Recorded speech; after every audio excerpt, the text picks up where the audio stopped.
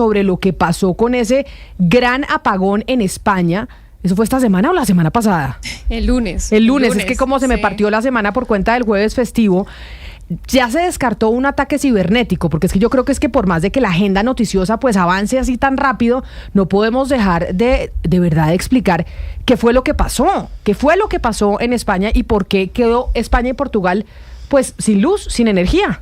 Camila, esa descarte que usted dice, yo lo tendría ahí todavía porque, por ejemplo, la Audiencia Nacional pidió toda la información para hacer una investigación más exhaustiva y así descartar un ataque cibernético. Pero sí, lo cierto es que en términos generales se ha descartado esta hipótesis, pero seguimos preguntándonos qué fue lo que pasó, cómo se desaparecieron 15 gigavatios, que representa más o menos el 60% de la energía durante 5 segundos y que generó esta crisis apagón total en España, Portugal y parte de Francia. En medio de toda esta crisis y en un país tan politizado y polarizado como España, Camila, pues el tema también tiene que ver con las energías renovables, porque una parte de la oposición está responsabilizando a las energías renovables de este apagón. Y nosotros nos preguntamos, ¿esto sí será cierto? ¿Tendrá cabida? Por eso vamos a hablar con el señor Carlos Gascó. Él es director ejecutivo del Departamento de Política Energética de Abu Dhabi, Camila, y los saludo, señor Gascó, gracias por atendernos. Sé que ahí en Abu Dhabi, pues ya es de noche, usted tiene algunos compromisos, pero le agradecemos que nos hable de este tema, usted como español, como experto en estos temas, que además se encuentra trabajando en temas renovables en un emirato que es el mayor productor de petróleo, que no es un dato menor, porque nos muestra la importancia de las energías renovables como tema mundial. Sin duda. Buenas noches, Jennifer y Camila. Primero quiero dar las gracias por la oportunidad que me dais de poder compartir algunas ideas y algunas reflexiones sobre este tema que es muy importante. Yo diría que lo más importante que hay ahora encima de la mesa en lo que concierne al apagón que hubo el lunes en España y Portugal no es intentar echar la culpa a una tecnología o a otra tecnología o a unas circunstancias concretas. Yo creo que eso sería equivalente a decir que la culpa de un accidente de coche lo tiene el coche, no el conductor, que es en el fondo el responsable de lo que ha pasado. Yo creo que primero hay que esperar a que haya, como decía Jennifer, una investigación y unas conclusiones oficiales para conocer desde un punto de vista técnico exactamente lo que ha pasado, pero lo que hay que reafirmar, lo que hay que tener presente, en mi opinión, es que la apuesta que ha hecho España por las energías renovables es completamente coherente y razonable, pero no está exenta de dificultades y de riesgos. Quiero decir, la energía que fluye por las redes y que llega a nuestras casas y que ilumina nuestras viviendas y lo utilizamos para cocinar y cada vez más para más usos, como por ejemplo el transporte, los coches eléctricos y otra serie de cuestiones que van a generar cada vez más necesidad de tener una energía limpia y segura y también competitiva en términos de precio. Nos enfrentamos a una situación en la que distintas tecnologías compiten por un mismo cliente, por un mismo espacio, por una determinada producción. Pero no todas son iguales. Unas son limpias, otras generan emisiones, unas consumen combustibles, otras funcionan con el sol, con el viento, con el agua.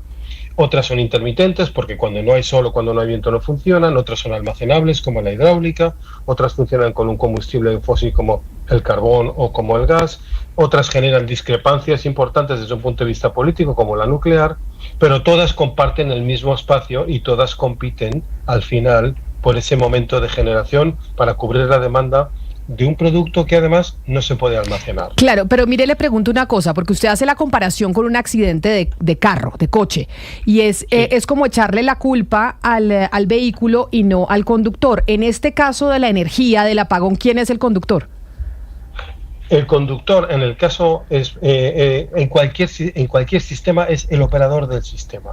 Es el que tiene que vigilar porque toda la energía que se inyecta en la red y toda la energía que se extrae de la red, es decir, lo que se produce y lo que consume, esté siempre en equilibrio.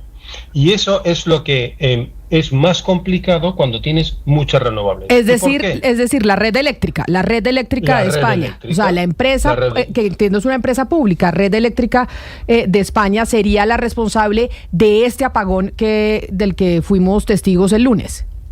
Bueno, vamos a ver, yo no me atrevo a adelantar conclusiones de una investigación que es de carácter oficial.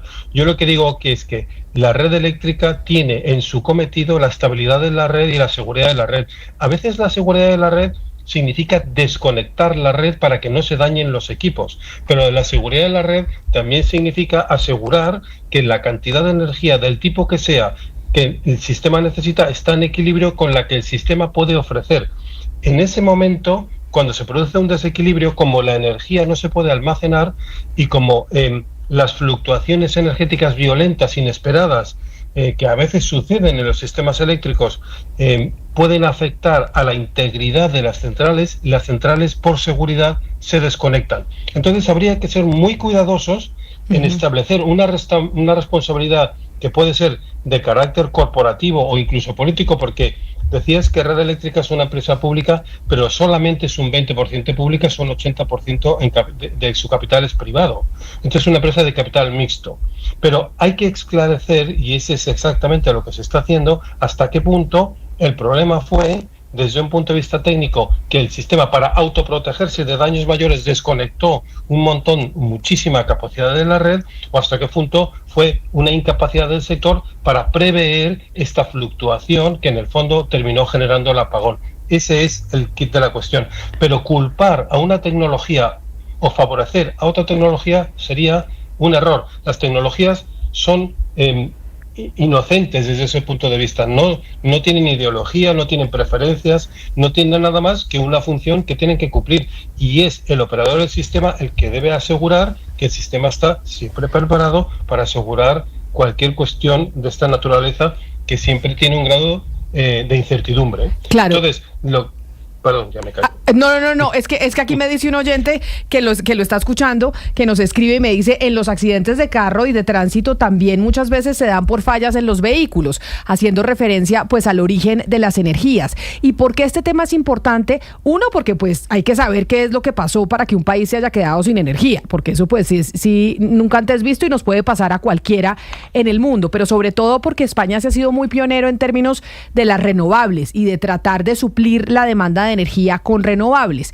Y yo no sé, usted qué nos pueda decir, si lo que pasa es que las renovables, que son pues tan inestables, que es lo que usted nos acaba de explicar, muchas veces se necesita de sol y a veces no hay sol, se necesita de viento y a veces no hay viento, entonces su producción no es constante. Y si la infraestructura que hoy tienen en España y que tenemos en el resto del mundo, porque es que aquí en Colombia también le estamos apostando a las renovables, si la infraestructura que tenemos que hay en España pues hoy no está lo suficientemente modernizada para poder soportar esas fluctuaciones y esa inestabilidad que hay en las energías renovables, que no son constantes como estar echando carbón. Camila, tienes toda la razón.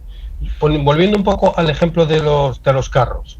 No es lo mismo conducir un Toyota Corolla a 30 kilómetros o a 40 kilómetros por hora por la carretera que conducir un Fórmula 1 a 300 kilómetros por hora en un circuito. Las energías renovables tienen muchísimas ventajas. Fundamentalmente son ecológicas, no generan emisiones, son locales, no generan dependencia energética y son competitivas porque son las más baratas. Pero, y esto es un pero muy importante, como la energía por ahora no se puede almacenar, no voy a decir que son inestables, pero sí son variables. Hay días que hay días que no hay días que hay más y hay días que hay menos.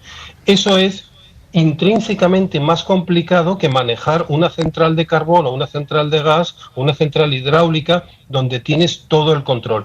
El problema o la circunstancia que ha sucedido en España es que su apuesta ha sido por un Fórmula 1. Vamos a tener un sistema energético súper moderno, súper rápido, súper limpio, súper competitivo, pero más complicado de gestionar, mucho más complicado de gestionar. En el momento en que 2 o 3 circunstancias inesperadas concurren, esa inestabilidad se puede producir y entonces es cuando tienes ese accidente. Lo que hay que pensar, en mi opinión, es que lo que ha sucedido en España se debe estudiar a fondo para precisamente poder continuar en la misma dirección y aprender a conducir ese Fórmula 1 incluso en las curvas más complicadas y a la velocidad más rápida. Es un proceso de aprendizaje. Lo que ha pasado en España, en mi opinión, es algo que se debe mirar con mucho cuidado en otros países precisamente para aprender aquello que se puede hacer mejor. Entiendo entonces que las energías renovables, según usted, es una apuesta que no solamente está haciendo España, que es una referencia en el uso de esta tecnología para generar energía, sino a nivel mundial, pero hay que hacer unos ajustes. ¿Cómo se pueden hacer esos ajustes? Hay algunos países que ya estén adelantados ahí, digo Estados Unidos, por ejemplo, en California, que ha aumentado su nivel de producción con energías renovables. ¿Cómo se puede hacer o a quién mirar como ejemplo ante esta situación? Pues yo creo que hay muchas cosas que se pueden hacer. La primera cosa que se puede hacer y que se debe hacer es revisar la gobernanza del sistema y revisar la capacidad técnica, la cualificación del operador del sistema. El operador del sistema español era o es un operador del sistema excelente y que ha sido capaz, por ejemplo, el año pasado, el 56% de la energía que se produjo en España durante el conjunto del año fue renovable. Es una cifra increíblemente alta. Para que nos hagamos una idea, ni Alemania, ni Francia, ni el Reino Unido, ni Estados Unidos están cerca de esa cifra.